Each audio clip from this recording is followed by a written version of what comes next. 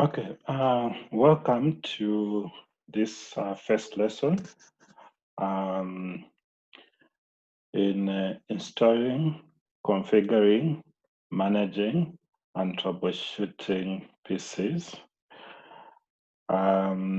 This is a course particularly for those who are pursuing infrastructure management program under NIIT. We'll be looking at basically PC repair and maintenance. So we're going to look at a number of skills that are going to help you with providing maybe technical support to people who are using computers, troubleshoot problems when they arise, install software, install hardware, and things that relate to working with PCs. So right away, let me start looking at the outline for this course. This course primarily is designed to be similar, or it's designed after the CompTIA A+ certification syllabus. CompTIA is a non-profit organization for computing for the leading companies in the computer industry. They have come together and formed an association so that they are able to provide vendor neutral certification for IT people. And A+ is the entry level certification. In other words, before you specialize in either networking or computer security, A+ is like the fundamental program that you need to do. It will give you the basic skills and tools that you need to pursue a specialized career in different fields of IT. So, apart from you preparing for the exam, you can also use this course to gain certification, which is going to give you an added advantage when it comes to the job market, but also is going to help you with increased knowledge and skills in dealing with computers. The rationale for this course is that computers, since their introduction, they have changed the way we live. They have touched every aspect of human life. They have changed the way we learn. They have changed the way we work. They have changed the way we communicate. They have changed entertainment.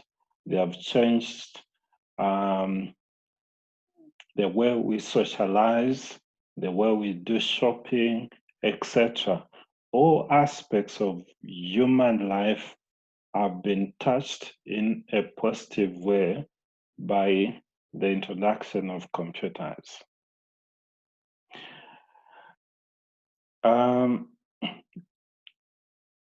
Computers should be looked at as tools for productivity. In other words, computers are tools that are going to make you productive, do things faster, do your work more efficiently, do more things at the same time, be able to communicate with other people frequently and more effectively, to be able to render services at any time and almost anywhere. So computers should be looked at as tools for productivity. Therefore, a good knowledge of what make up computers and how each of those components work is going to be very useful in order for you to be able to use computers to their maximum potential. Okay. If you're going to get the most from the computer, you need to be able to have this knowledge and the skills to be able to know how each the different components work and how you can maximize them. Okay. Sorry, just a moment.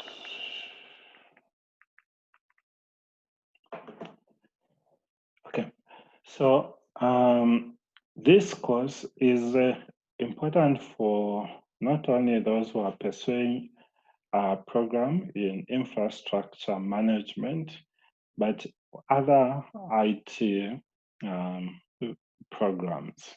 In this session particularly, we are going to concentrate on two things: the basics of computing and computer systems. Secondly, the main parts and components of a computer.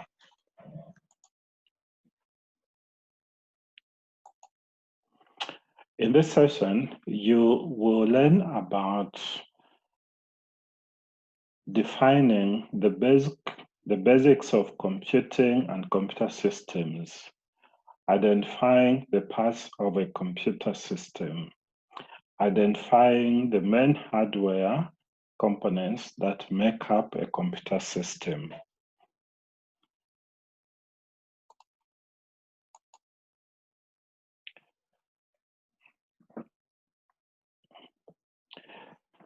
Computers, like I said, are devices which should be looked at as tools for productivity, for increased productivity. It doesn't matter whether you are working as a teacher, you are working as a mechanical engineer, electrical engineer, you are working as a social scientist, working with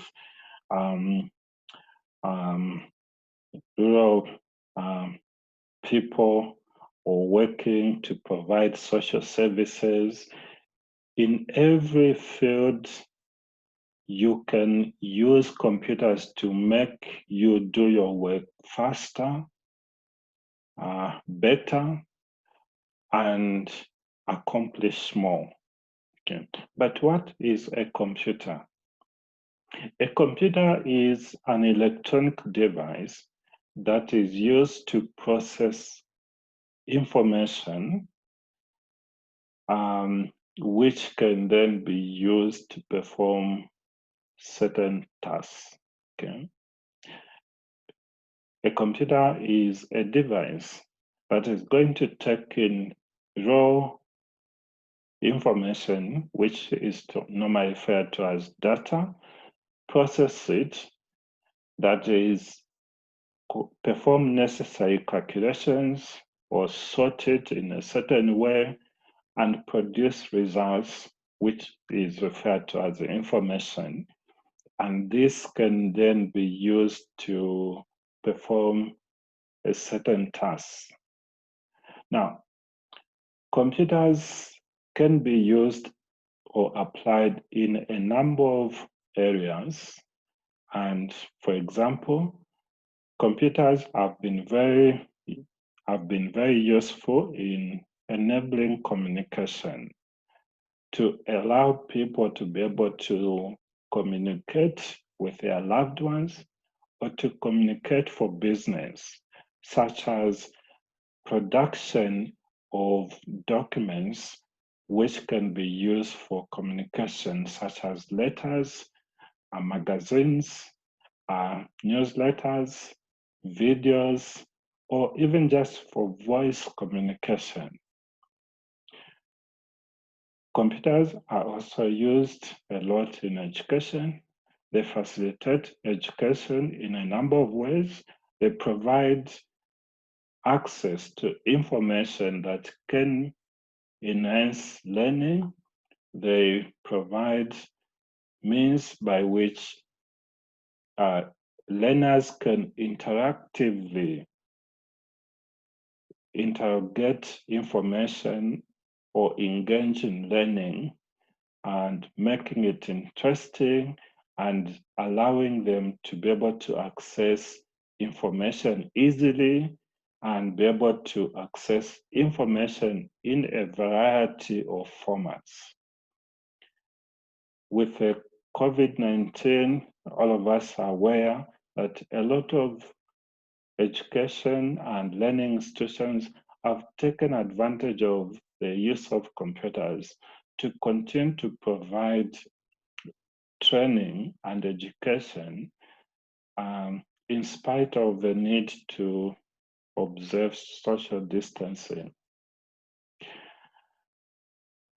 Computers are also very key in sharing information. Most of us are aware of social media. We're able to update other people about what is happening in our world and be able to see what is happening elsewhere. You might be interested to know that, I don't know if this is still happening. At some point in Zambia, they used to announce funeral messages on radio because it was considered to be the only effective way to transmit information and notify family members about the passing away of loved ones. But with the coming of personal computing devices such as smartphones, people no longer need to send messages to ZNBC to transmit information about passing away of loved ones. So people are able to just share, maybe on WhatsApp group, share information on Facebook, or making phone calls to loved ones and notifying them. And in a few moments, you find that all the people will be aware about the tragedy that has befallen the family. So computers are very instrumental in this way. Also, in production, computers are used to control systems that produce products in mass production systems. Computers are used in banks to allow for banking services to be extended to users beyond the normal working hours and to extend banking services beyond regional or national borders. So computers are used in a number of ways. These are just a few examples of areas where computers have been used. Now, in understanding computers, it is necessary to begin by understanding the information or how computers work. The basic information in the computer is stored in different units. It can be measured in a number of specific units, such as bits and bytes. And we need to be able to understand what these units are and what they imply. The smallest unit of measuring information in a computer system is a bit, that is binary digit. A binary digit can represent a 0 or a 1. In other words, we're saying computers store information in form of small electronic switches, which can be on or off. So the two digits 0 and 1 are used to represent the state of those switches. So you might have a case where if the switch is off, you represent it with a 0. If the switch is on, you represent it with a 1. And so you are able to represent any information being processed or being stored in a computer by a combination or a sequence of zeros and ones. Now, ones and zeros are referred to as binary digits. And in short, they are referred to as bits. Now, to represent information in a meaningful way, a set of binary digits are used. For most cases, 8 binary digits are used to represent a character, such as the letter A, the punctuation mark, or a symbol. Now, that set of 8 binary digits is referred to as a byte. Okay, so a byte is equivalent to 8 binary digits. For example, let me just switch to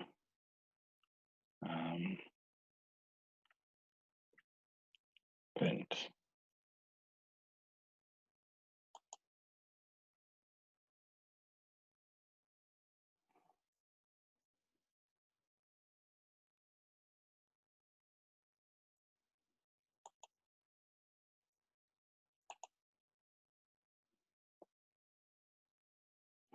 Okay. So, for example, the letter A, capital A, is represented by 8 binary digits. 0, 1, 0, 0, 0, 0, 0, 1. Okay. So, when the computer sees, as a user, when you want to store information in the computer, you type the letter A, but the computer is going to save it as a sequence of zeros and ones in this format. A B will be represented by 0, 1, 0, 0, 0, 0, 1, 0, and so on. So the word BA will be represented by 0, 1, 0, 0, 0, 0, 0, 1, 0, 1, 0, 0, 0, 0, 1, 0. Sorry, not like that. Like that.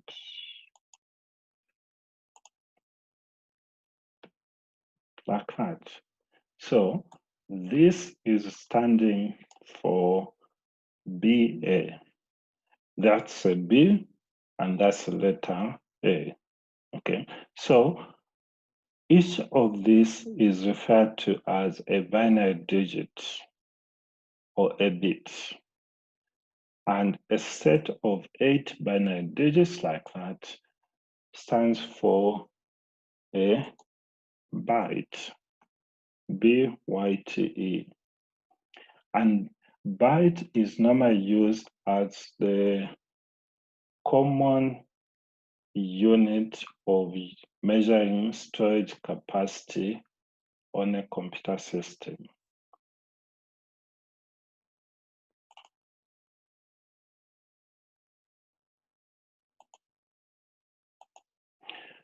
Now,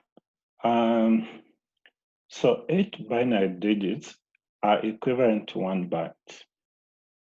1024 bytes are equal to 1 kilobyte.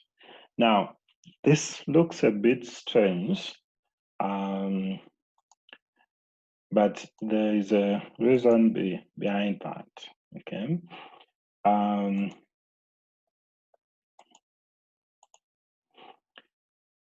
2 to the power 8 is equal to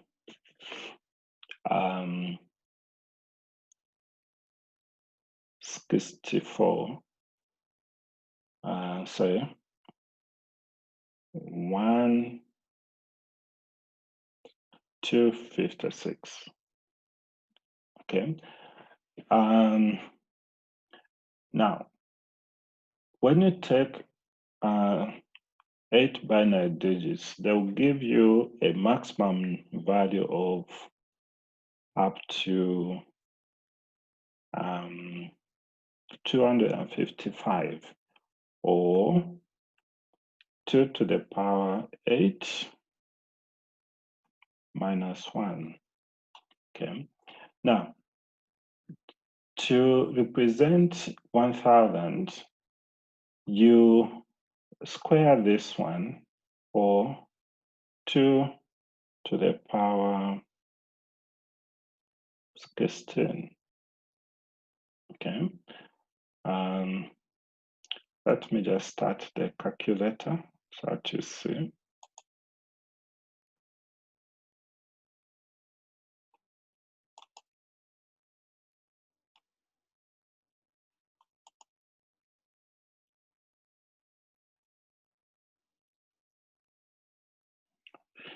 Okay. So when you take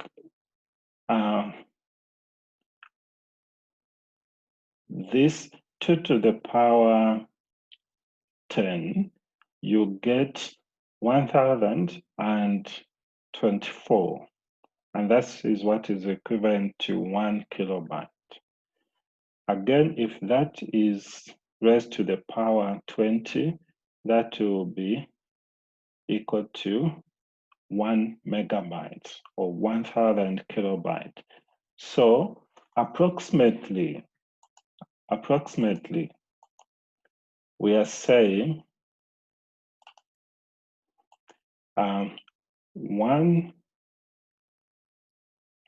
8 bits is equivalent to 1 byte, and approximately 1000 bytes is equivalent to 1 kilobyte. But in actual fact, what we are saying is 1 kilobyte is equal to 1024, or 2 to the power 10. Okay, so when we are not so strict, we can just assume that when we say 1 kilobyte, we are meaning 1000 bytes, but in the actual value is 1024, or 2 to the power 10. Okay.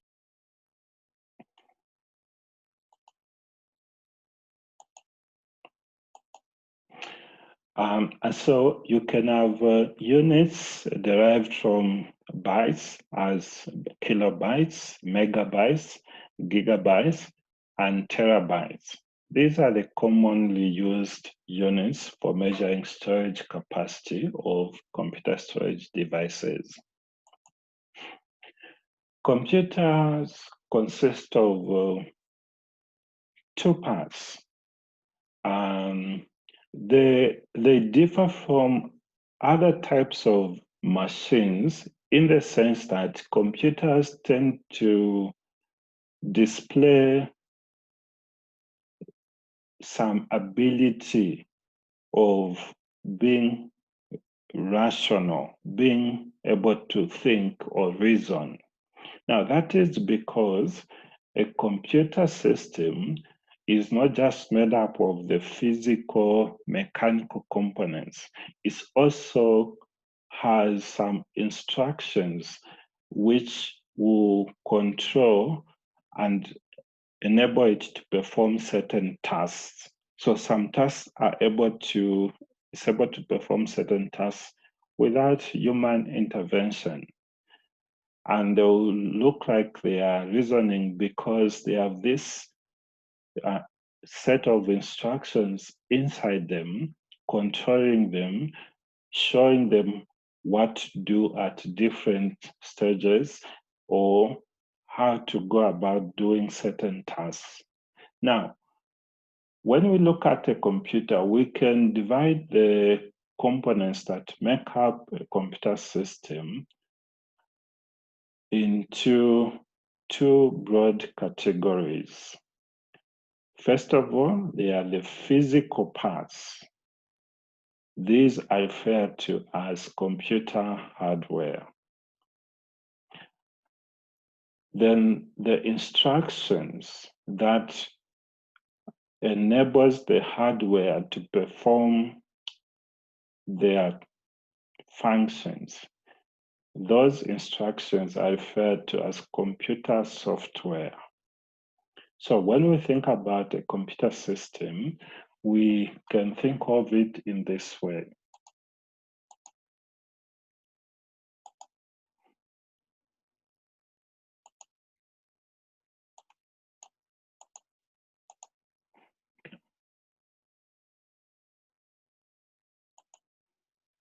So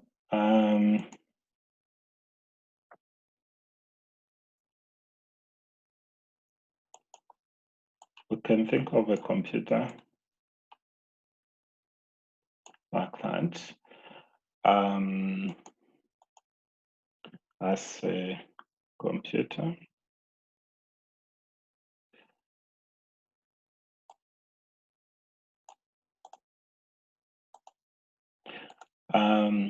Now, this computer will be made up of two parts.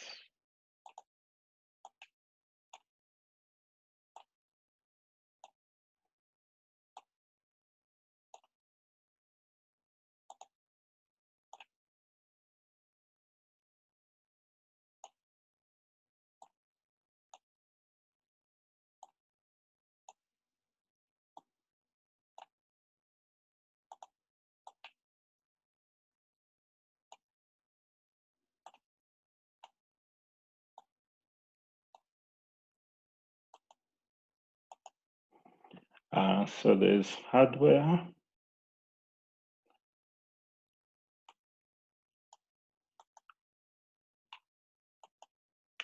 and there will be software. Okay. So hardware is a term that is used to describe the machinery components of a computer system, the parts which are physical, the parts which are tangible. You can touch them, you can feel them. Then the software is the instructions, that is the components that are not physical, that are abstract. You can see what is displayed on the computer screen because of the software working in the background. But the screen itself is a physical component, so that is hardware. Now, the one which is making it to show information on the screen, those instructions are referred to as software.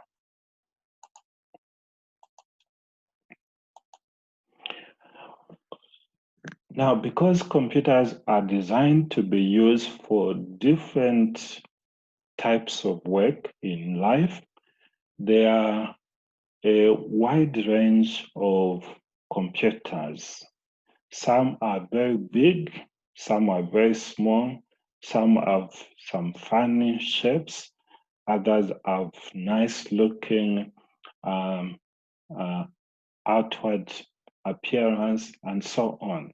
But generally speaking, if we take the most common type of computer, which is the desktop computer, the parts that make up a desktop computer are going to be found on other types of computers as well.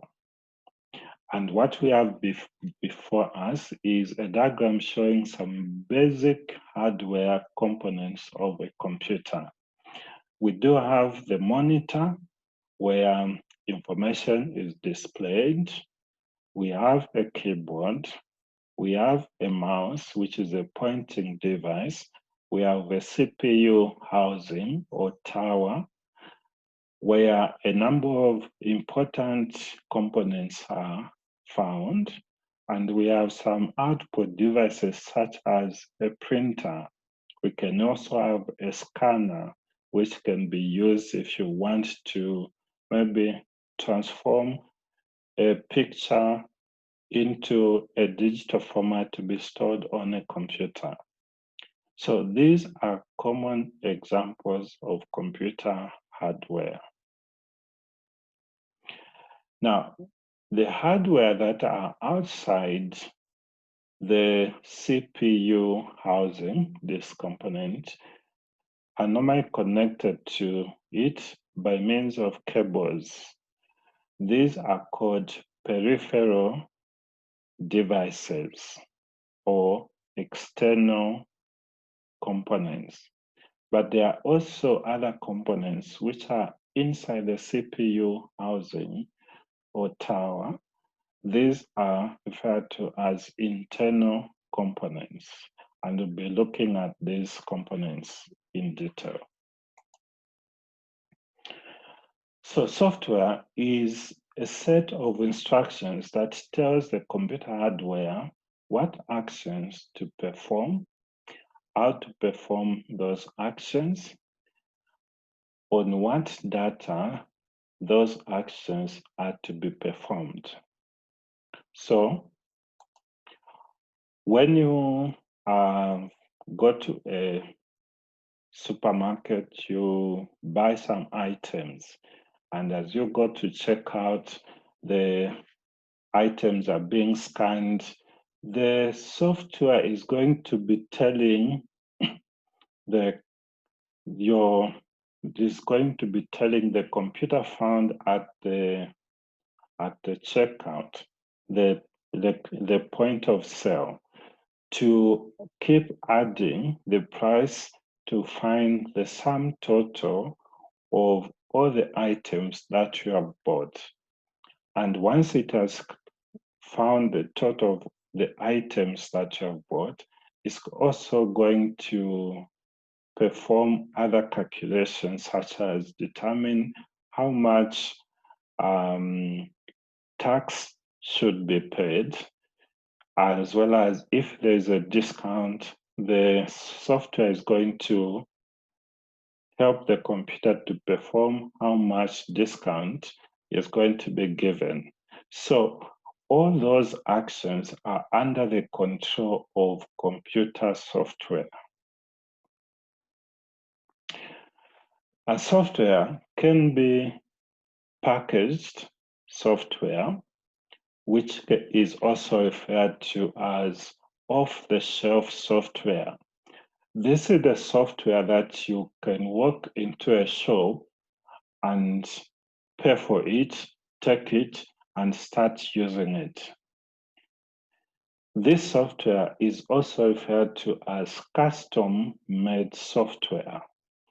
So it's also referred to as general purpose software.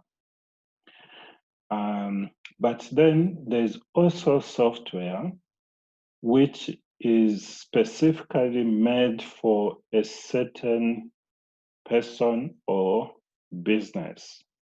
So when FedEx wanted to have software to allow its customers to be able to track the movement of parcels through its systems, they had to approach some computer company to make software for them. That kind of software is unique to them.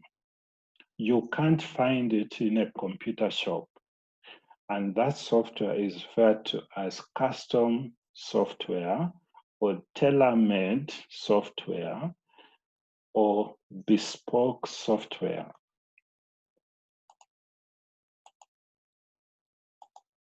So, welcome, Anton. Thank you, sir. Yes, you have just found us looking at the types of software. Okay. Yes, we are saying software, computer software is a term that is used to describe a set of instructions that will control the computer hardware. And this software can be divided into two groups. I'll just quickly give some illustration. So okay. I have this.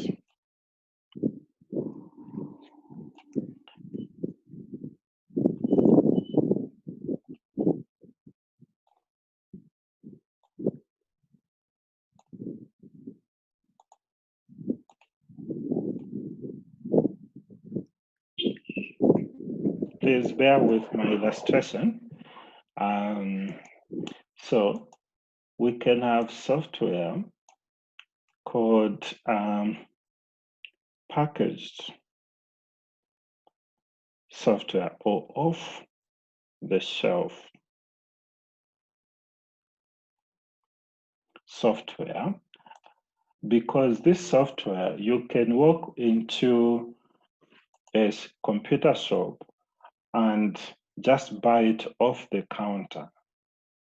But there's also custom-made software. This is the software which is specifically designed for a given customer or organization. Okay. This off-the-shelf software is also referred to as general purpose package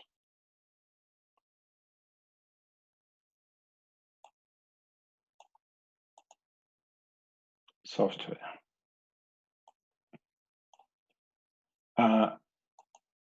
Other names for custom-made software include bespoke software. So when you come across such terms, just know you are dealing with the same type of software, bespoke or tailor-made software. This is because this software is specifically designed or tailor-made to meet the needs of a specific customer. The off-the-shelf software or general purpose packages, companies like Microsoft, they do a survey and establish what are the general needs of people who want to type documents. And once they understand that, then they go and make Microsoft Word. Microsoft Word is a general purpose package. It's off-the-shelf package, which you can walk in a shop and be able to buy. it is not designed to meet your specific individual needs, but the general needs of people or a wide range of clients who need to be able to type documents, to deal with long text. Okay, so you're not going to find tools or facilities which are going to be unique to your taste and liking.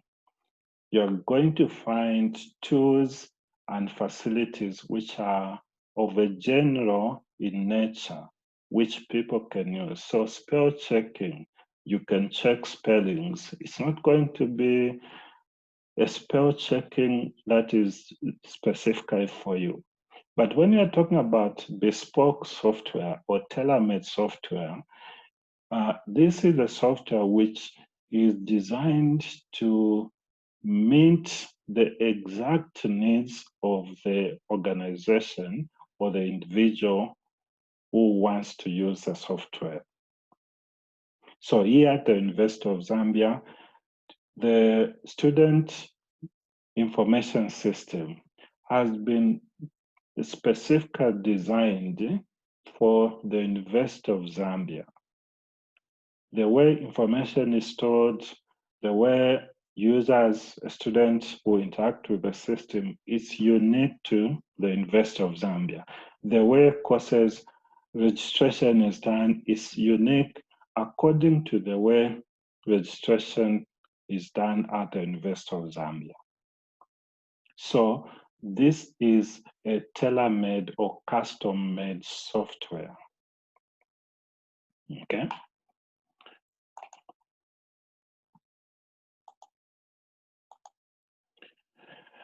That's one way of categorizing software. Software can also be grouped according to functions, okay? In which case you have software called system software, programming software, and application software. System software, I like to think of it as behaves like a general manager. This is the software which controls the basic operations of the computer to ensure that the computer is in a state that it can be used by computer users. You are not going to specifically use this system software to perform specific tasks, but it works in the background. It will make sure when you send a document to the printer, the document should be moved from where it is and communicated to the printer and printed as required. There is also application software. Application software is a software that you use to perform specific tasks on the computer.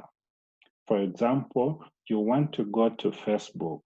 There's web browsing software, which will allow you to be able to view the information, type what you need to type, view pictures, share videos, and so on. If you need to send an email, again, there will be email software that is going to provide you with facilities to be able to indicate who you are sending the email to, maybe attach some documents or files, send that mail, or to organize the mails that you're receiving so that you can easily have access to them. That is referred to as application software. In big organizations, they will have software such as stock control, software that is going to help the organization keep track of how much stock they have in their warehouse. And when the stock is being issued, it will be able to show them which stock is about to run out, which stock is not moving fast, which stock is moving very fast, when there's need to reorder some more stock so that you don't run out completely, and so on. That is application software.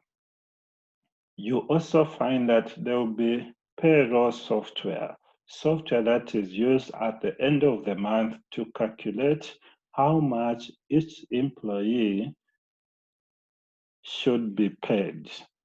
Not only that, it's going to help them calculate how much should be deducted in terms of tax to be paid to government, how much should be deducted in terms of maybe pension contribution and other statutory requirements.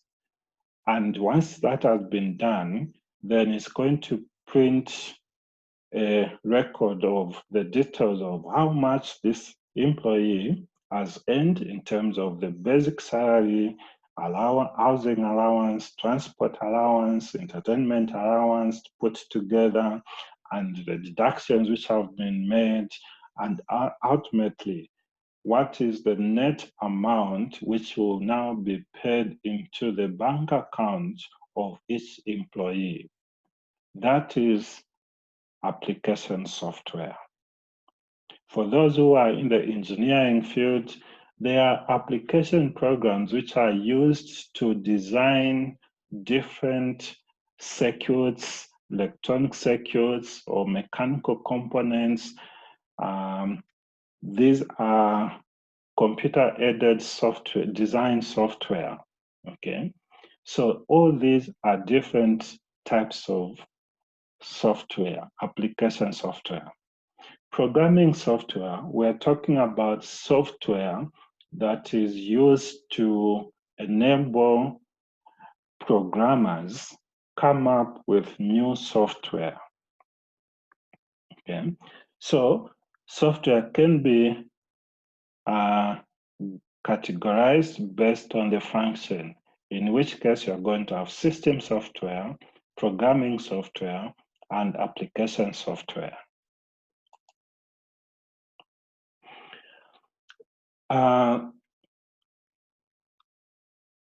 In our context, we are not going to make a distinction right now between what is called system software and operating system. So I might be able to use the terms interchangeably. Just bear with me. At some point, I'm going to go into the details. But when we're talking about system software, we are talking about a broader range of software that works to provide a conducive environment on the computer. Operating system can be used in a narrow sense to refer to the software that interacts with the hardware to ensure that your computer is able to communicate with the different hardware components on your computer. So when we talk about operating system, we're talking about software that is going to interact with the computer hardware and provide some form of a user interface to allow the user to be able to interact with the machine. It will also allow certain basic processes and operations to be performed. So I talked about printing. It's going to ensure that the CPU is able to communicate with the printer. It's going to ensure that if you want to access the internet, the information from your web browser, which is an application software, is directed in such a way that it is passed on to go to the network. So that's the function of an operating system. Operating system can also provide security. And ensure privacy. So you find that on most computing devices, you need to create a user account. That is a username and a password. And for someone to be able to access information or do anything on it, they need to provide a username and a password. That is a function of the operating system. Operating systems are found on all computing devices. Common examples are Windows. Windows is a very popular operating system found on laptops, tablets, smartphones, as well as network servers. There are other operating systems.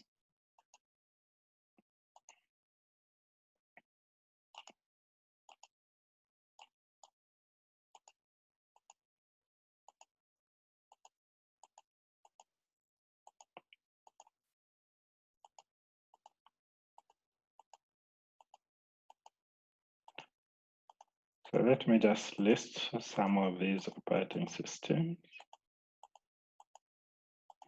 Okay, so I'm talking about operating systems.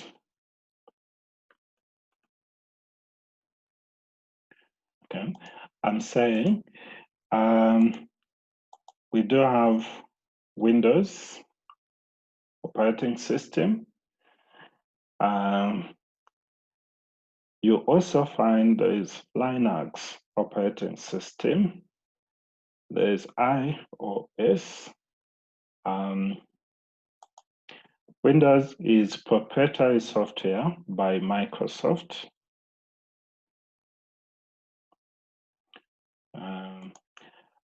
Linux is open source operating system.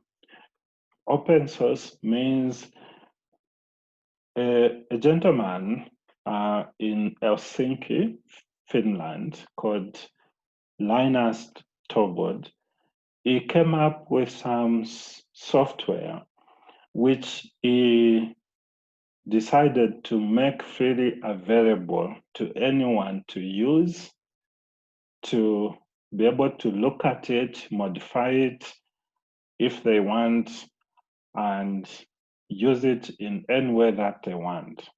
And that's a software that is referred to as Linux. So this software is called open source because you are able to get it and modify it and use it in any way that you want. You cannot do that with proprietary software like Microsoft. Microsoft doesn't even show you the details of how they have actually developed the Windows operating system. You have to buy a license, and that license is purely for you to be able to use it, not to modify it. iOS and Mac operating system are operating systems by Apple computers.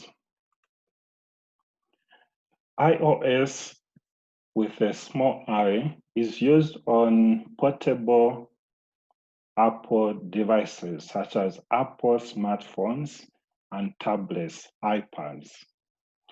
Mac operating system is used on desktops, personal computers made by Apple computers. Again, this is proprietary software. They won't tell you how they have actually designed it. You buy it with a license to use it, not to modify it. Another open source software is Android. Android is now controlled by Google and is operating system for smartphones. Okay. but it's also open source. Okay, so you can have access to the code, how the software has been designed, and you can modify it to your own liking and use it. Okay. There are other operating systems, such as we have listed here. The Symbian operating system found on these simple cheap phones. Then Android, which I've already mentioned. Then there's iOS. There are two types of iOS operating systems. I think for you, I need to emphasize this. There's also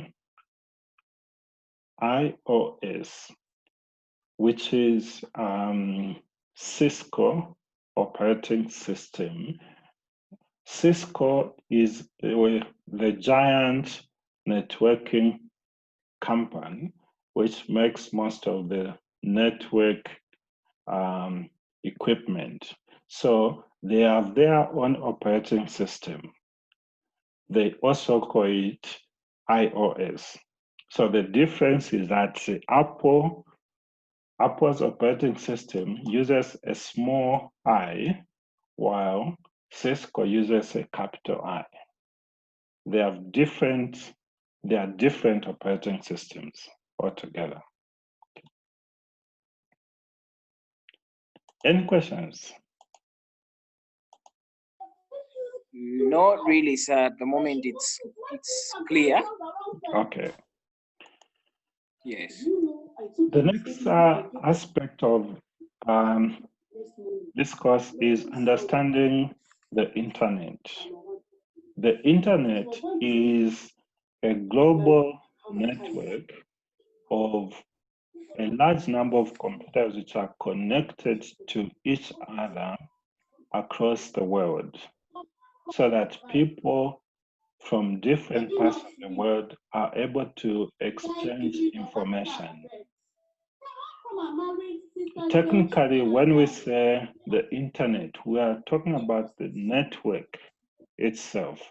On this network, there are a number of services which are provided, such as information browsing. This is one which is referred to as World Wide Web.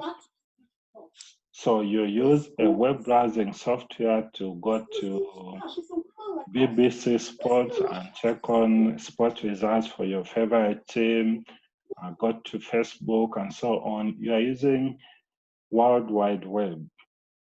But you can also have electronic mail service as part of the internet. And there'll be the internet has a huge collection of information on almost every subject, and you can access that information. Of course, this information can have some restrictions.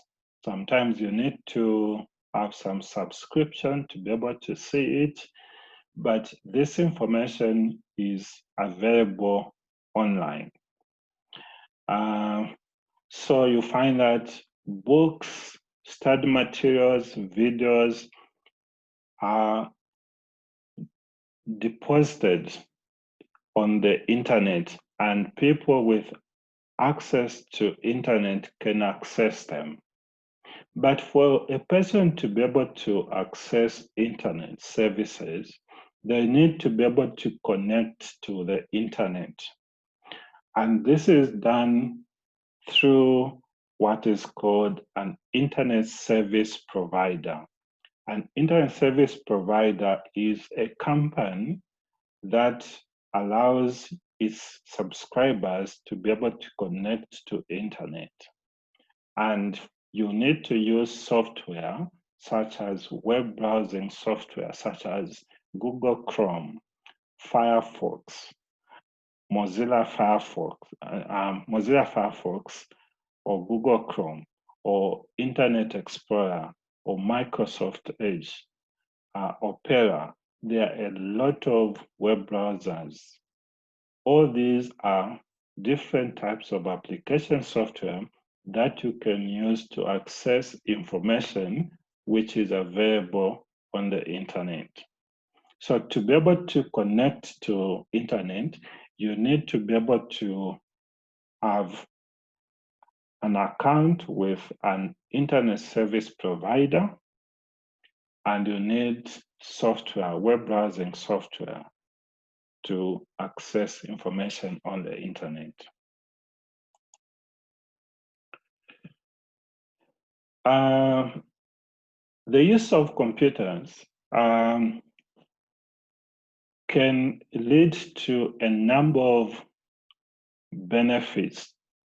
Okay, that's why computers must be looked at as tools for productivity. We have said before that computers are being used in different aspects, almost all aspects of human life: education, communication, research, entertainment, banking, business, everywhere. Now, there are a number of benefits which are result from the use of these computers. The first one is, by using computers coupled with access to internet, you have a wide reach and quick communication to other people across the world. As it is now, I'm communicating with you. You're located in different places. I wouldn't be surprised, maybe some of you have even gone on holiday. You are in Bahamas or Seychelles, and you are still able to keep in touch, and you're able to participate in this lesson. That is one benefit. The second benefit is the ease of creating, modifying, and storing documents. Previously, before the advent of computers, when you go to maybe a shop, so okay, let me use the case of a school. The parents of a child will be given a form to fill in information about the child who's enrolling for a place in that school. If you make a mistake, it's very difficult to correct it. Sometimes you have to use Tipex, you rub, or you just cancel it and it look untidy and so on. But with the use of computers, you can easily create documents, modify them, update them, and store them in a very simple way. If you go to old-fashioned schools, you find that they have big cabinets where they have kept files of students, past and present students. But when you use a computer system, that information can be stored in a very small hard drive. The other advantage or benefit of using computers is the ease of record keeping and record retrieval. If you go to these libraries, especially public libraries, locally here in Zambia, you find that you become a member, they give you a card, a piece of hardboard where they'll write your membership number, and each book is going to have also a card which is kept in the book. And when you borrow the book, they have to take out that piece of card paper from the book and put in a tray, and they have to put them in a certain order. So if something happens, someone knocks the tray off and then things fall down, to put them in order is a hassle. And when you need to check if a certain book is available, you have to physically go from shelf to shelf, checking where you can find that book. But in libraries where they have computerized system, you just need to walk to a terminal, type in maybe part of the author's name or part of the title of the book, or even just the subject area, and press a button, and it will show you all the books which are available relating to what you are searching for. So a lot of organizations are using computers to keep track of records, to be able to easily access records and update them. The other benefit of using computers is the quick data processing. Information on the computer can be processed at a very, very high speed. Whether it's searching for something or performing calculations, information can be processed very, very quickly. Okay. We have mentioned this. With the use of computers, you have quick and easy access to a wide range of information on different subjects in different formats. The last one is, of course, safety. When you are using computers, information can be kept safely in such a way that you do not need to worry about losing information.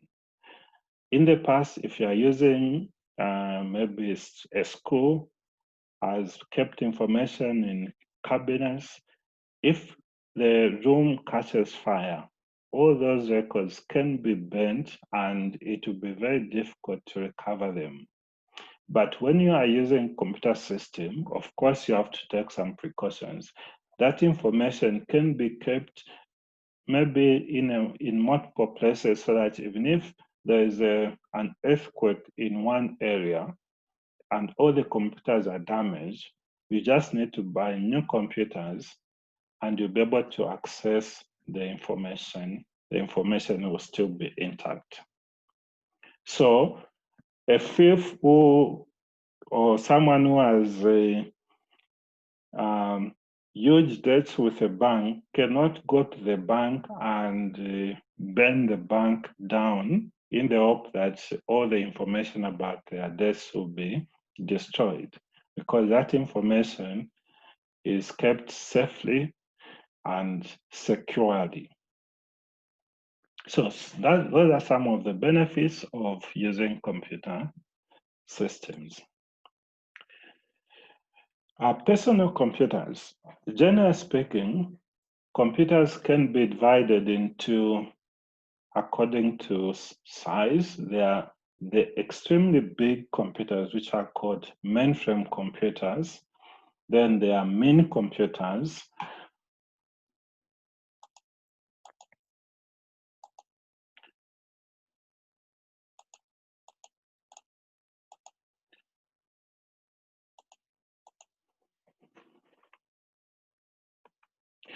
Types of computers. When you organize them according to size, first you have the large ones, which are called mainframe computers. These are large computers owned by multinational corporations, large universities, and so on, banks, government departments, and ministries. These are expensive machines with high storage capacity for information and a lot of processing power. But you also have smaller ones, which are called mini computers. These are smaller versions of computers. And then there are also servers. Servers are special dedicated computers which provide services or which provide network services. All these computers can be used by multiple people at the same time. They can be used by a number of people at the same time. But in the early 1980s, there was a breakthrough when there was the discovery or development of what is called personal computer. Okay, personal computer. This is a single user computer system. A computer system that can be used by one person at a time. And this has had a huge revolutionary effect on the way we do things. So this is smaller, and of course there will be of different sizes and types depending on the applications. Under personal computers, we are talking about things such as desktop computers. Desktop computers, laptop computers and netbooks. Then we have portable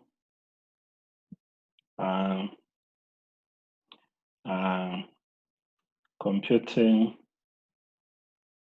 devices such as PDAs, tablets, tablet PCs, and smartphones.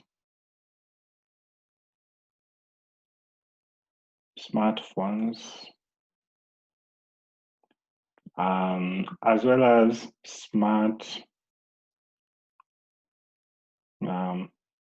smartwatches, etc. So there are these devices which are designed to be used by one person at a time. So we want to first concentrate on this group here for now. So when you look at personal computing devices, there are tablets. These are computing devices which are normally flat with a touch screen and might incorporate features such as voice calls, internet, Wi-Fi, and so on. Then there are also personal digital assistants. Personal digital assistants are the equivalent of what people used to call personal organizers. Well, even now people still have them, where you have a big book like a diary where you keep information such as contact details, phone numbers, physical addresses, you keep appointments, and so on. That can be done using a personal digital assistant.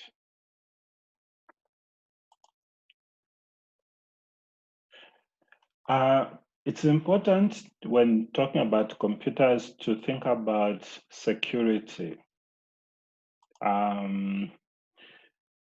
Computer security refers to protecting information, data, and software which is on the computer system,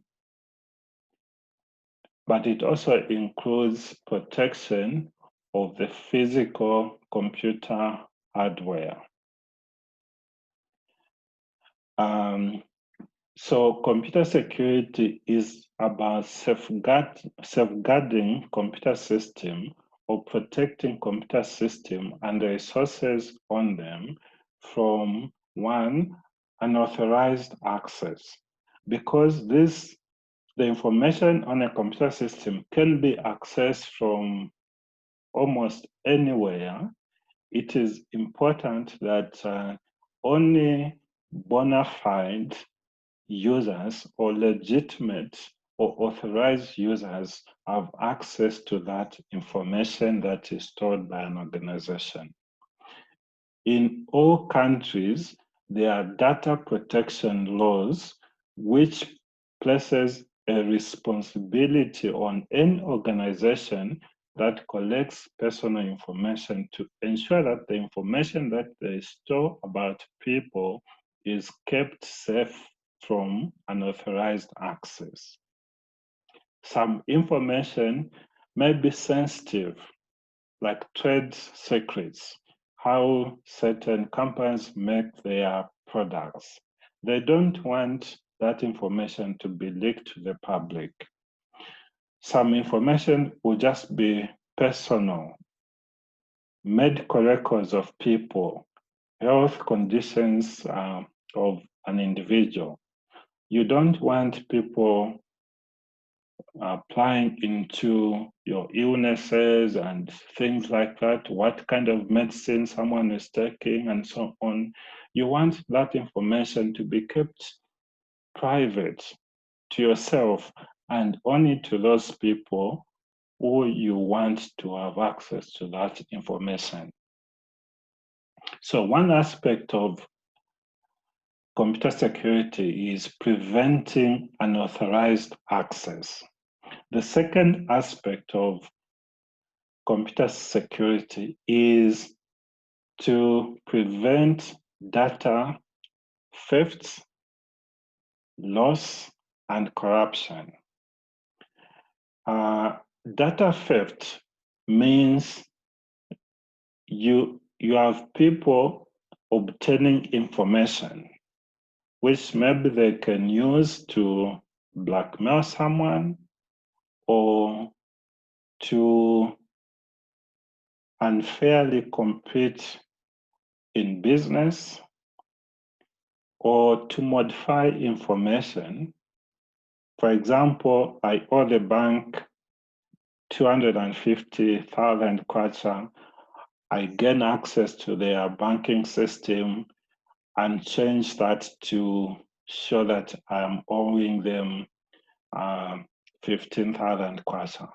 Okay, that is an aspect of computer security, or just corruption, information becoming unreadable or in a form that it doesn't make sense. There's also security to do with mitigating the damages resulting from natural disasters. So we're talking about data recovery from natural disasters. So when you're talking about computer security, you are talking about how can you ensure that if there's a natural disaster, there's a flood in this place, how can we ensure that information is not lost? How can we ensure that the systems are protected when there's power failure? Okay, so those are aspects of safety or computer security. Computer security implies you implement computer security by defining processes and mechanisms at the level of the computer hardware, operating system, programming software, and application software. What I mean is, even at organization level, You may observe that when you go to certain organizations, you cannot, as a visitor, you are not allowed to touch their computers.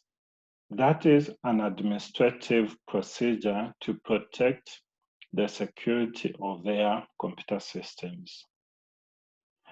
But apart from that, that implementation of security at organization level, you can do it at physical level, where you have multiple servers or hard drives which are used to store the same information, so that if one hard drive fails, that information will not be lost altogether.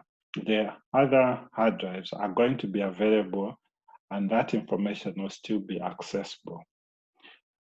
At operating system level, we talked about usernames and passwords. That's an aspect of computer security.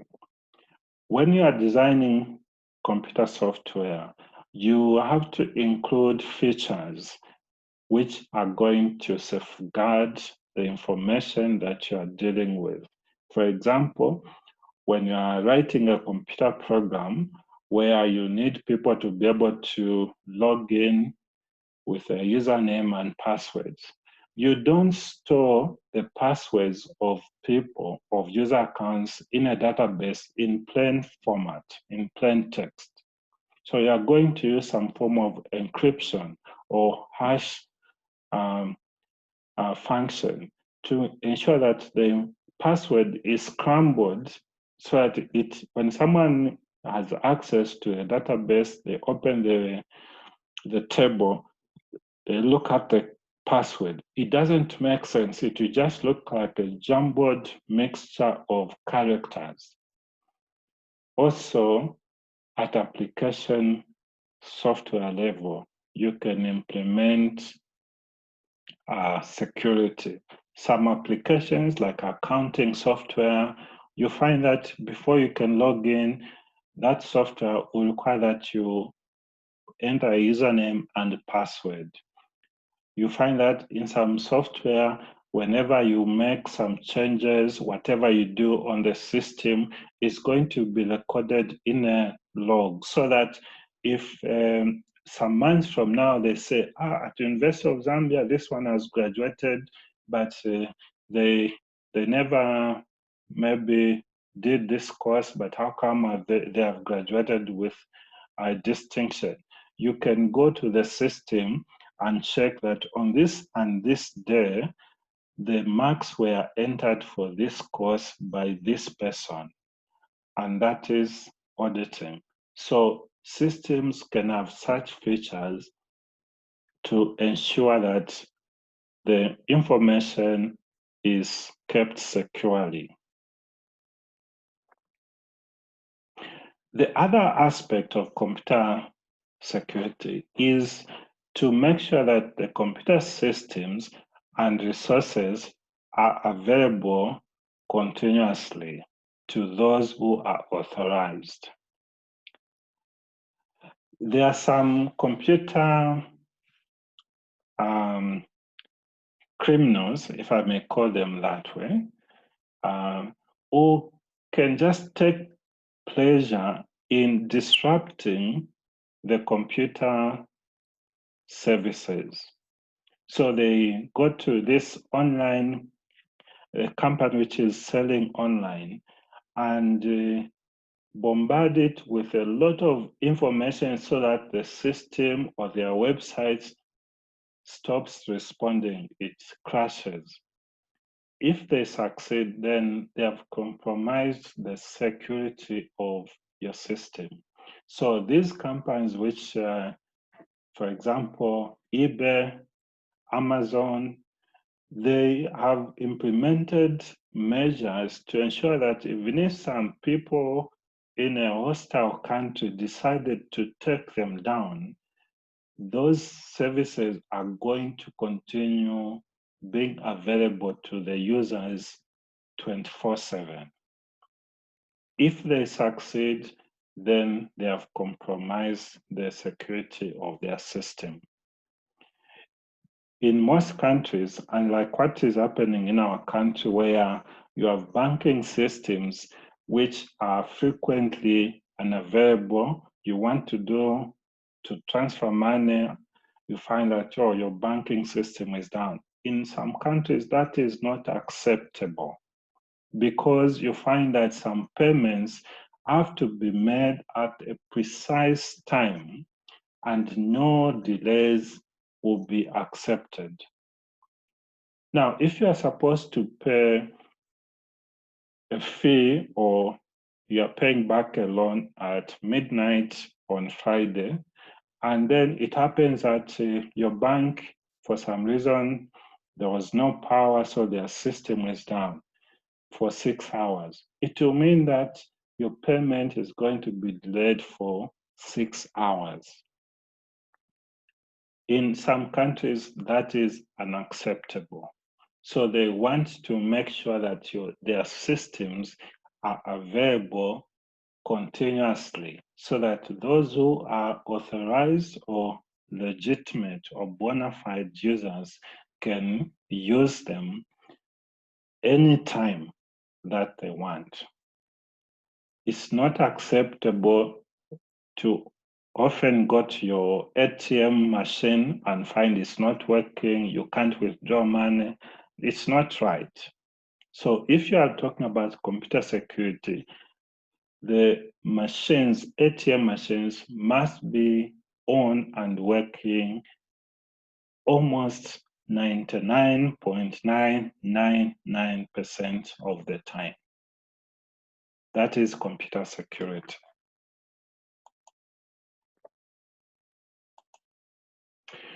Now, when you look at computer hardware, we can divide them into different components or different categories based on their functions.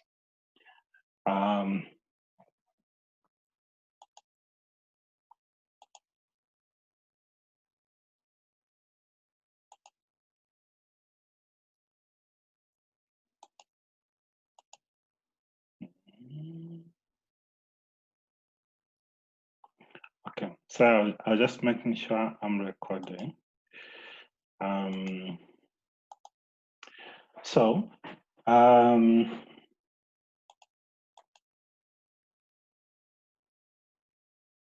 Okay, so we're talking about computer system, computer hardware. If we talk of computer hardware, we can think of them in this way.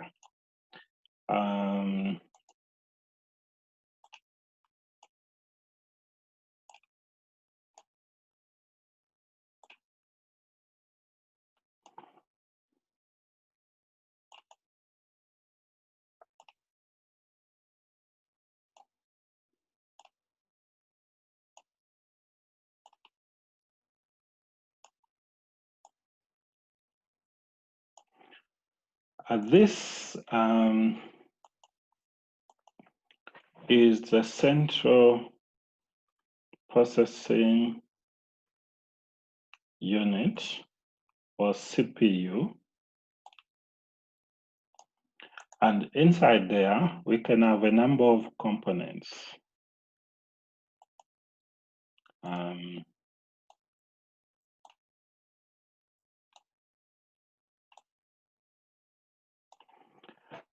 And this one is where information is coming from. That's the input devices.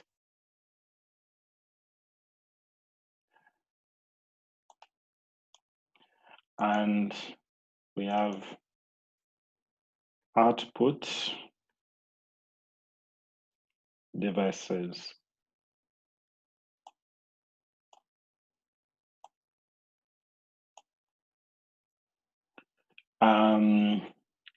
Then here we have the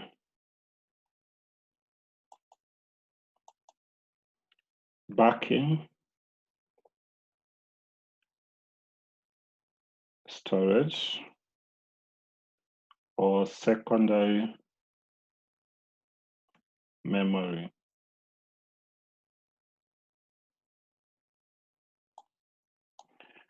Now, in the central processing unit or CPU, it's made up of a number of components. There will be a control unit. There will be arithmetic and logic unit. Then there will be the main memory. So logical thinking, that's how you can think about the different computer hardware. Input devices, these are devices which are used to enter data into a computer system.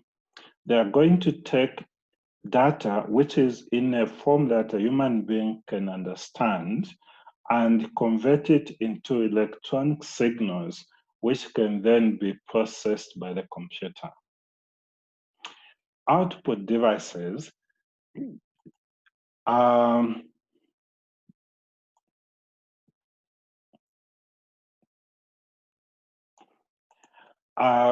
devices that will take data which has been processed or information and convert it into a form that a person can understand.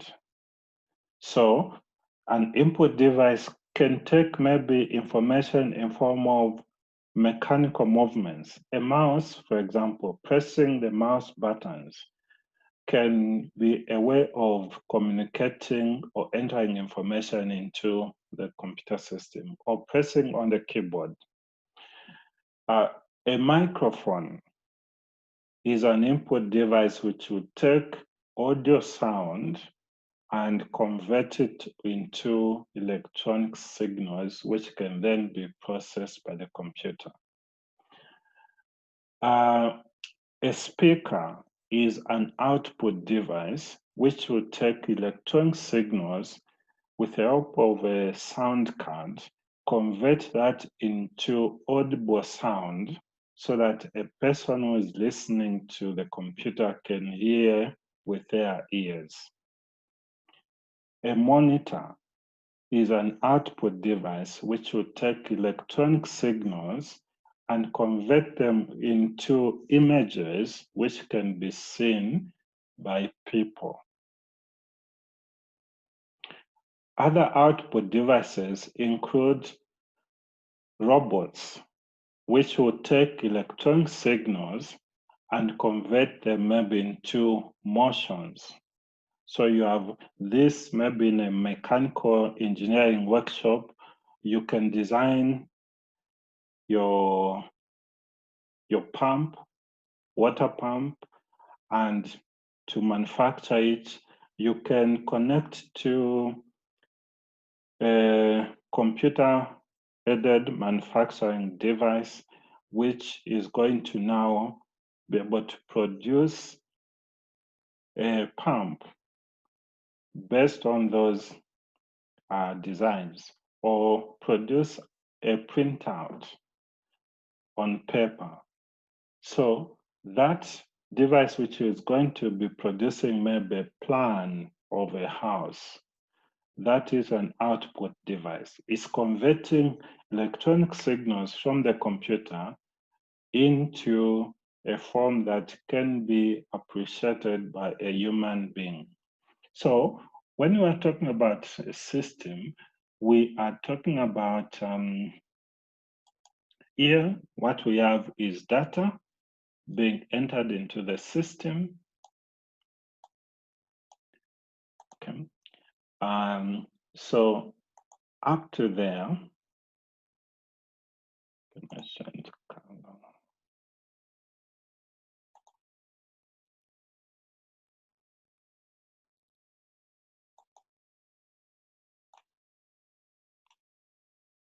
so there we're talking about data, raw facts or information which need to be processed. And here we are going to have the processing, and this is the results of processing, that's information. So here we have processing data into information. And then here we have output in form of information. Okay.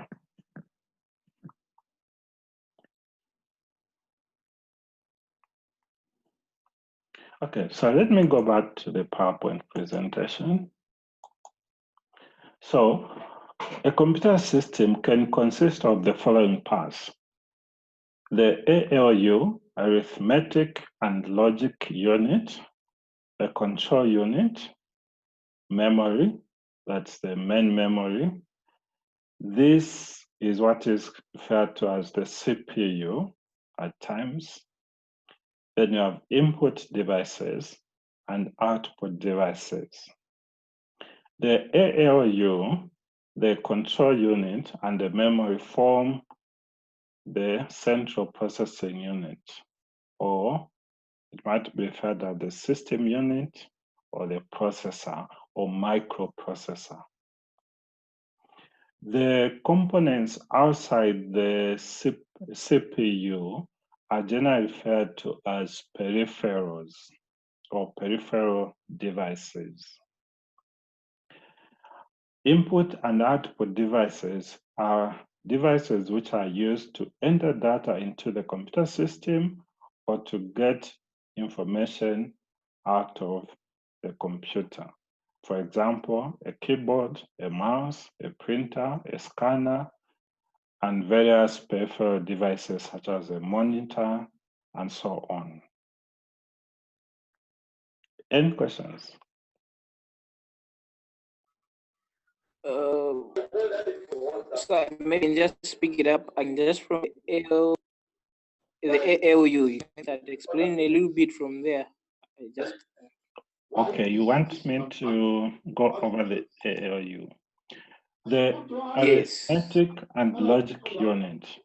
Let me first let me go to the whiteboard.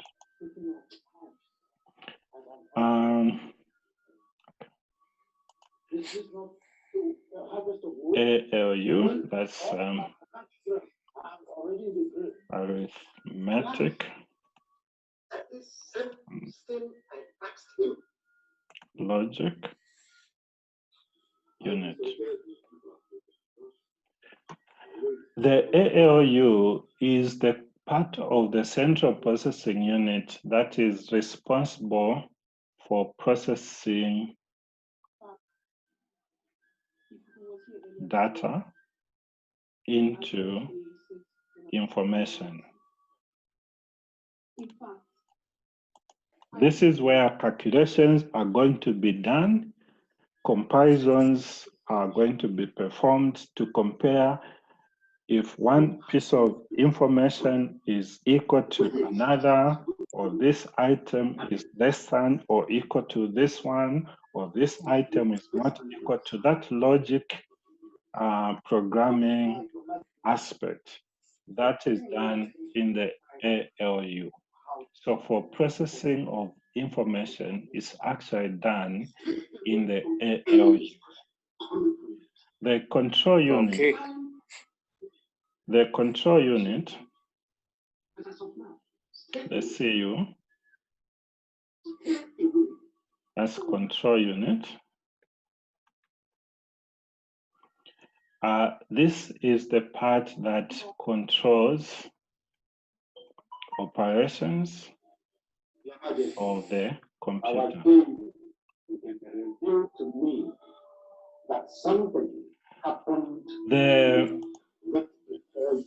The control unit is the part which takes the software and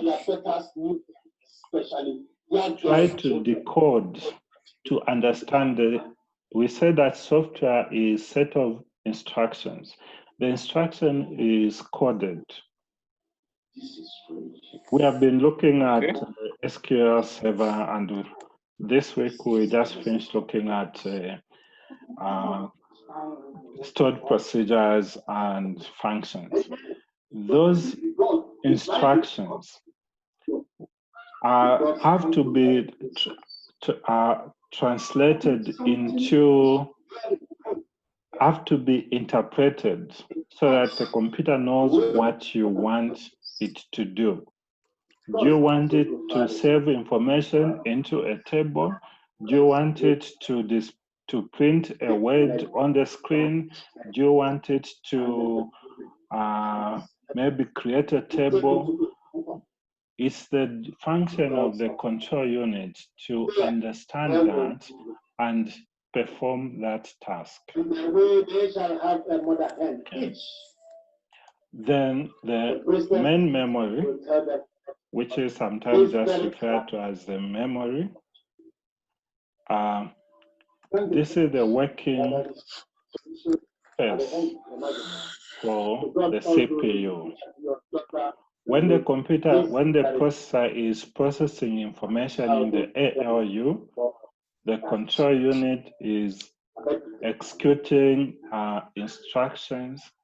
The software and the data that is being processed at a given time has to be stored in the main memory.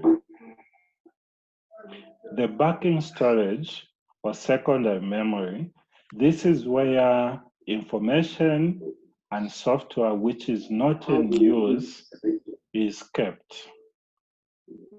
For example, you are given an assignment, you start typing, you've gone halfway, you feel tired, you want to save it, shut down your computer and come and continue another day. To do that, when you are saving, you are storing that assignment in a backing storage device, so that even if you shut down the computer, when you come and start working, you'll be able to find your information. Does that help? Sorry? Is that clear? Yes, sir. Okay. So we're saying peripheral devices are devices which are outside the hardware components which are outside the CPU. For example, a printer, a mouse, a keyboard. Those are referred to as peripheral devices. And this is an illustration of some of these parts that we have talked about. The monitor, keyboard, mouse, and the system unit or CPU housing. I will suggest you call your daughter. Okay. Input devices, like I've said, are devices which are used to enter data into the computer as well as instructions. One of the most popular input device is the mouse. The mouse is used to enter commands to the computer by clicking on menus and icons to perform certain functions on the computer. So the input, in a sense, acts as an interface, as a means by which a user can communicate with the computer system. These are devices will take information in various formats or forms, such as sound, mechanical movements, and convert them into binary form or digital form, which can be processed by the CPU. So the mouse is such that as you are moving it on the pad on a flat surface, that movement is going to be translated into the movement of a pointer on the screen. And the clicking of buttons is going to result in some actions being performed. Output devices, like we have said, will take information after it has been processed. You have designed a cartoon, or you have made a birthday card for someone. Now, to be able to read it or to see it, you can produce that output by seeing it on the screen using a monitor, or on paper using a printer. That is an output device.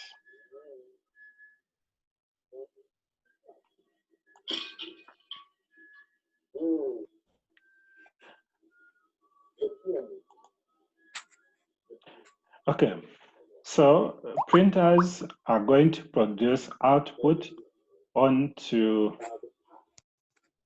paper and some other media. Some printers can print on plastic transparents. Some printers can print on ceramics. Some printers can print on cloth material, canvas, and so on. It can print text or images depending on the capability of the output device. Some can generate sound like speakers. Others can produce lines such as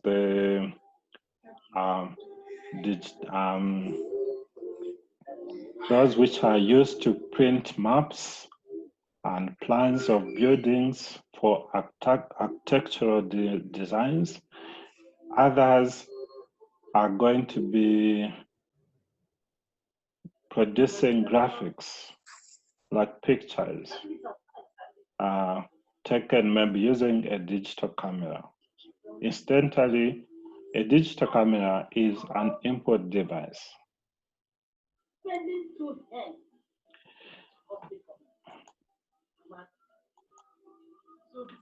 A monitor will take information after it has been processed and display it in form of images on the screen. There are different ways, different technologies used for monitors, but typically there are two common forms of monitors used. There are CRT monitors and LCD monitors.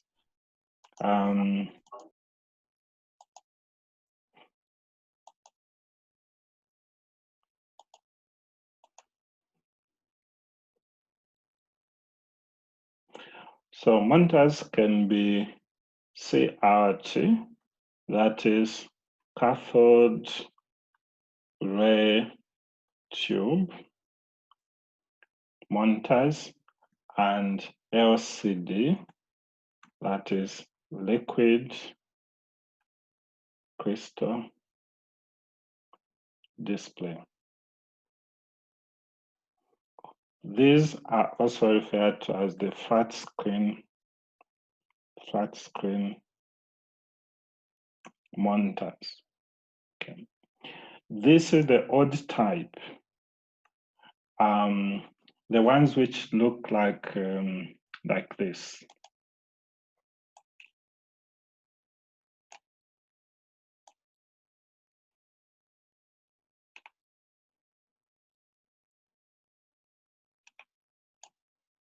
Okay. That's the CRT monitor.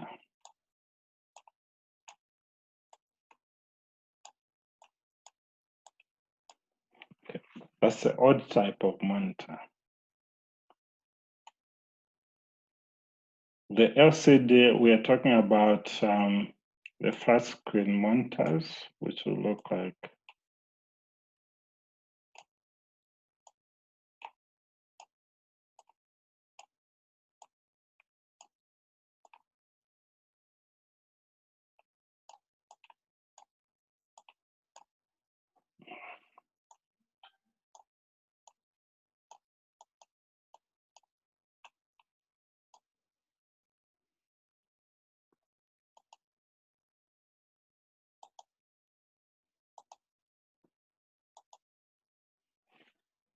Okay, so this is an example of an CRT monitors.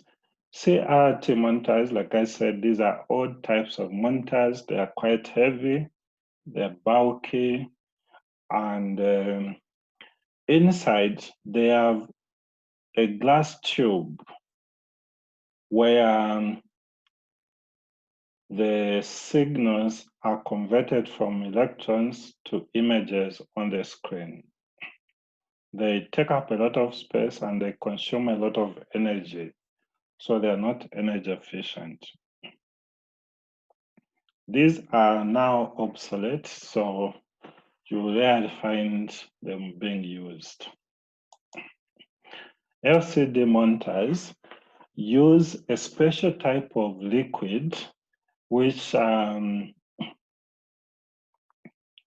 when a voltage is applied to the liquid in a membrane, it's able to produce the images on the screen. These are more energy efficient, they use less energy, they are very slim, so they take up less space. And that's why on laptops where power is critical, the LCD monitors have been used for a long time on laptops, because on laptops, most of the time they will need to work on a battery. CRT monitors cannot work effectively on a laptop because they'll be consuming too much energy, they'll be taking up too much space. So LCDs are the newer types of monitors which are used on computers.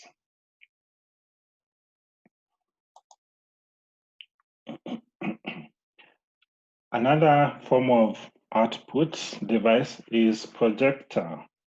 A projector acts like a big screen, a big monitor, which can be used especially when you're addressing a large group of people. Again, these projectors use different technologies. There are CRT projectors, a light emitting diode projector, organic liquid,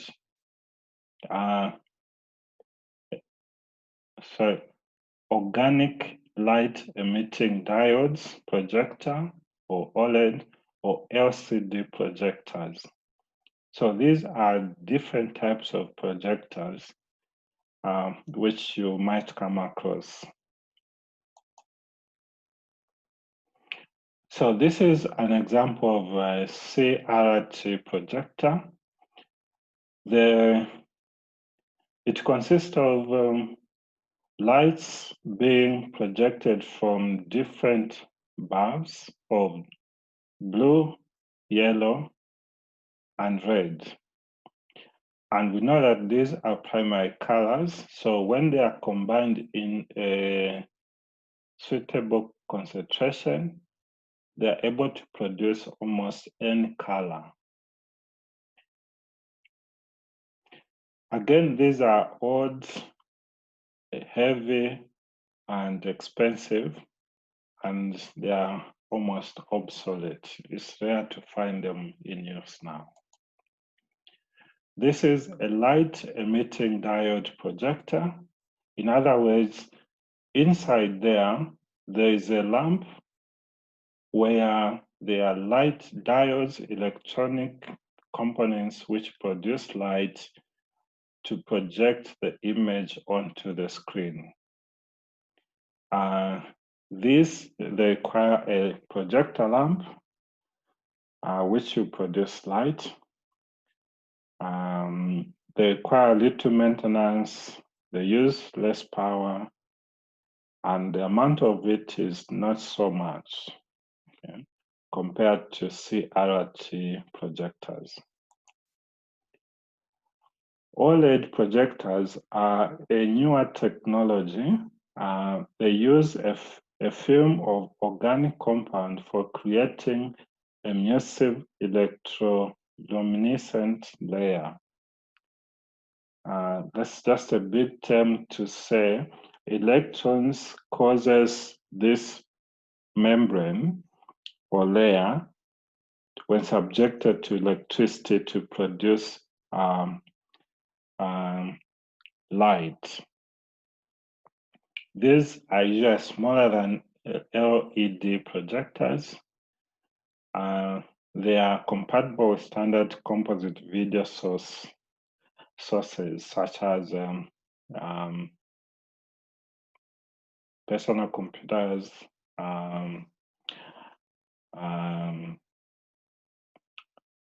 home theater systems, and so on. They can be available with some adapters to be able to connect them to things such as iPhones and smartphones,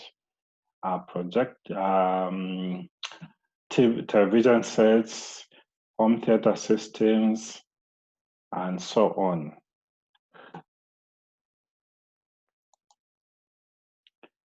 LCD projector, they look almost like LED projectors. They contain a special type of liquid which forms a vacuum sandwich between two crystal plates. Again, these are also not expensive in terms of maintenance and purchasing. They are not very good in terms of the quality of picture that they produce. They are generally very light compared to the other types of, to the CRT projectors.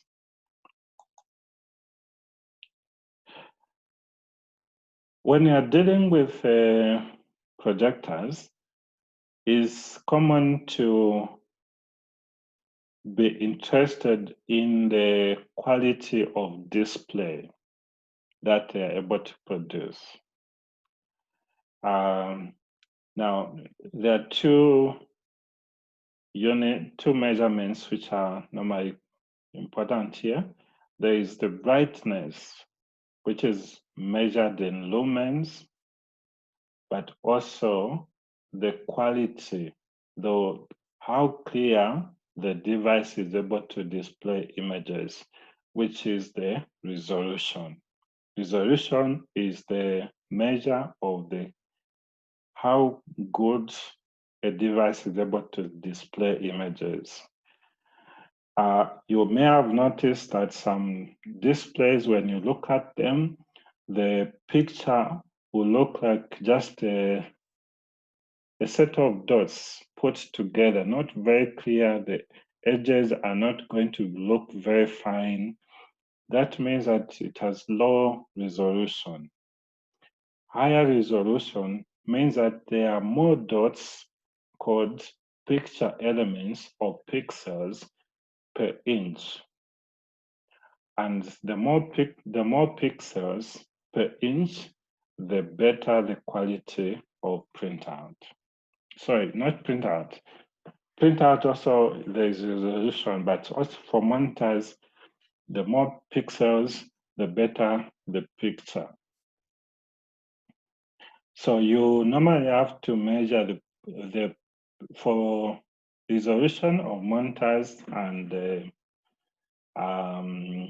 projectors, you measure how many pixels can be printed, can be displayed in width and height. And that is displayed as, for example, 800 by 600 pixels. This is normally in an inch. That's about 2.5 centimeters.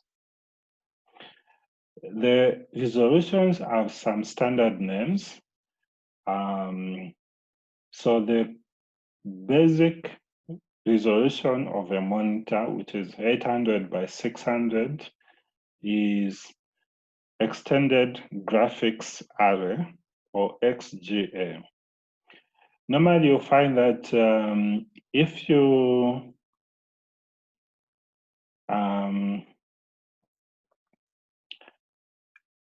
install Windows or operating system on a computer, before you install the additional drivers, things are going to be looking a bit bigger and not very good. It's because when you just install the operating system and you don't have the drivers, the operating system is going to use the standard video display, which will be somewhere about 800 by 600 pixels. But once you install the drivers, you find that the picture is going to look very good, and you can even watch movies and so on. Then there is SXGA Plus, that is Super Extended Graphics Array Plus. This is for very, very good high resolutions. We're talking of 1400 by 1050 pixels. Then there is also UXGA, that is Ultra Extended Graphics Array, which is somewhere about 1600 by 1200 pixels. And this is typical for computer monitors. Then there is also WUXGA, that is Widescreen Ultra Extended Graphics Array. This is also found on most of the modern high-quality television sets. Okay, any questions? Not really, sir. So far, it's clear. Okay. I'm following. Okay, let's look at this part and then we can stop there. Okay.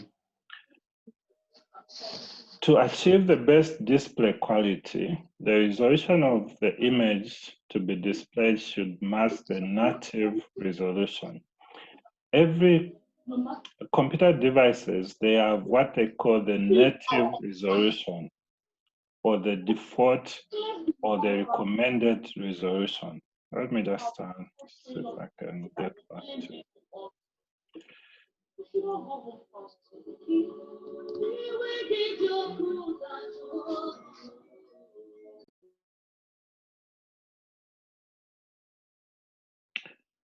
Okay, I will come and show you this maybe later. But when you check on a computer, you find that it has its own recommended resolution based on the operating system, the drivers, and the monitor which you are using, and the sound video card. We'll talk about video cards later on. Okay, that is called the native resolution. Native resolution is the fixed resolution for which the display device is designed. If you make it higher, things will not look very good. If you make it lower again, things will not look very good. This is more common for LCD devices than for CRT devices. Another important aspect of display is the contrast ratio. Contrast ratio is the ratio of luminosity, that is the brightness of the brightest color, of the luminosity of the darkest color. That's luminosity of the brightest color to the luminosity of the darkest color that the display device can produce. So you normally, for LCD devices, you don't need to change this, but on CRT, sometimes you may need to adjust the contrast to get the best resolution. You find that on such On monitors, there are buttons where you can adjust the contrast to improve on the display. But in most cases, you just leave them at the default values. The greater the contrast, the sharper the image projected. Static contrast ratio is defined as the ratio of the luminosity of the highest, of the brightest, and the darkest colors that the system can produce simultaneously at a given point in time. Dynamic contrast ratio is the ratio of the luminosity of the brightest color to that of the darkest color that the system can produce over a given time. Okay, I'll stop there. So I've looked at a number of hardware components and finally ended with looking at monitors and LCDs. Any questions? Well, so I think where I didn't really understand mostly is on the luminosity. Okay. I don't know if you can just maybe quickly just go through just on the luminosity part, just to explain a little bit in details. Okay. This one, you may just need to look at the definitions. Otherwise, there isn't much to explain. We're talking about contrast. Okay. We said the brightness of the display is measured in lumens. So when we talk about the ratio of luminosity of the brightest color, for example, white, and the luminosity of the darkest color, say navy blue or black, that is what is being referred to as a contrast ratio.